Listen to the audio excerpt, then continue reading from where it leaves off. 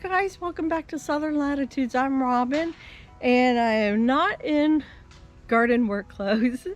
In fact, I just got done with church and we had some lunch, and I came to let Buddy out, and I just wanted to look over my garden that's right over my shoulder here. This is North Garden, and you know, I set all this up on, I think it was Friday night, and I was ready to go, and I thought, okay, this weekend, Saturday, Sunday, I would love to get everything in. And I woke up at like 4 in the morning, and I was like, oh, I'm doing it all wrong. And I hope that was like a God thing, you know. And I really couldn't sleep for like then the next 2 hours. Not just that, but you know, that was what mostly preoccupied my mind. And I was like, I'm doing it all wrong. I have all the onions laid out over here, and I'm putting the lettuce over there. And I'm like, lettuce doesn't like all that much heat, you know, in full sun. It can, but you know what I mean, like, especially in Florida, I would actually be served a little bit better if I put the lettuce over here where there's probably an hour or two of less, or 3, less sun here and more sun over there, and the onions would probably love that, huh, buddy? So anyhow, I was like, I'm doing it all wrong, completely wrong, even though I laid out all the drip lines here. So I was just coming out here just to go through that again in my brain, make sure that was my final decision. I think we're going to get rain here before I can get anything put in the ground, like changed and put in the ground. So I might just take Sunday off, and then tomorrow hit it hard with moving the onions over to house garden and taking all the lettuce and gonna put it right here where all these drip lines are. And then the other thing, pardon my pet hawk over here.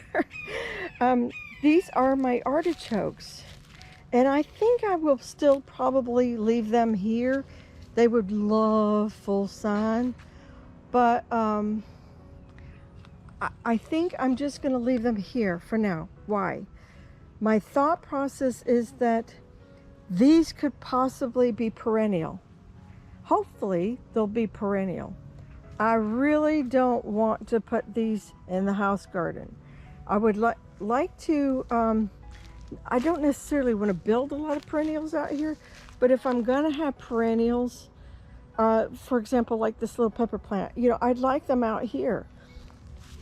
Or even perhaps like over here, we have the flower beds and then the perennial spinaches. I think this is a good place to put some of my perennials. Now, of course, food forest, there's always that too. But I don't want these in the food forest. They're gonna take a while to grow, take a while to produce fruit. Then, you know, hopefully the next year we may get fruit out of them.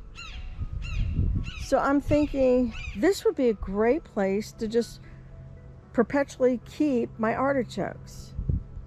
And it's also going to be quite tall, so I can't, like, my sun comes in from this way, so the other option was to put it up here. But then I thought, okay, no, that might choke down this walkway and then rob the light of the things over this way. So that's what I was thinking. They're kind of taller, but then there's a break here and a nice walkway before, you know, I can put something short again over here to here. In fact, I do think we're going to have some Alaska peas in here. I'm sure there's something else I'm forgetting that's supposed to be in this garden, but all I can remember is I was going to put the Alaska peas in here. And they have been over here on this side, was that 2 years ago? So they've been up here one time, and they've been in 2 different spots in the salsa garden. So this would be like the 4th season.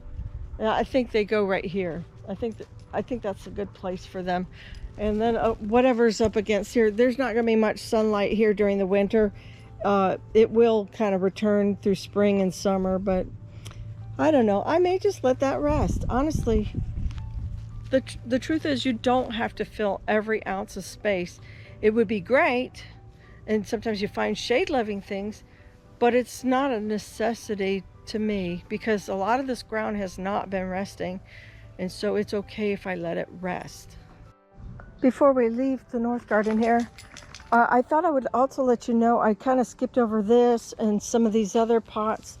So I think this is going to be a great place for some of my medicinal plants and medicinal gardening. So this down here is, was this, oh, Rebecca triloba. Something fell over here. What is this? Oh, goldenrod, right? Lemon bee balm, basil, and Mexican mint marigold, which are doing really, really good. I was thinking of also putting in some milkweed down here, the common milkweed that I had, but it has yellow aphids on it.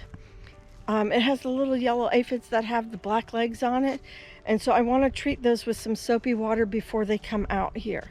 So I'm like it that my plan is coming together, but I'm extremely grateful that I took time to slow down, not plant it that night. I just put everything here and went to sleep, and my brain worked it out. God worked it out through my brain at 4 in the morning, and so that's pretty good. It stopped me. I mean, it wouldn't have been the end of the world. I mean, everything would have grown, and I have put onions up here before. Completely have done that 3-4 years ago, but I remember that was before I was getting the 1-pounders, and that's what hit my brain. I was like, maybe there's too much shade to actually have 1-pound onions there. Yeah, so anyhow, let's go to the back. These are my common milkweed, and as you can see, they're covered with the little yellow aphids, and that is very normal. But anyhow, so before these go up front, they'll get the treatment. Let's see what else. Oh, this is the anise hyssop. Isn't that beautiful? I'm really excited. I think that's going to go up there too. I have, what else? Oh, salvia. No, this is going to go in the butterfly garden in front of the house. Here we are back at house garden again, where we left it a few days ago. And I have this one drip line. So we're going to add one here and maybe one here, like one straddle. So we'll have market gardening all the lettuces. No, I'm sorry, all the onions here and not the lettuce. And then that still leaves me some drip line here and up here. And I'm not sure what we'll put in there. So you guys, that's kind of what my brain is thinking, a little bit too much, you know.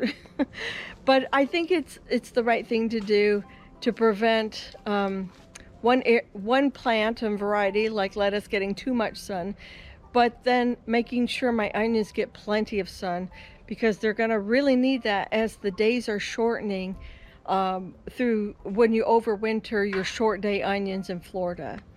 So I think that's the better choice of how to use my land and be a good steward of it, and then also get the most out of our seed for when it comes time to harvest.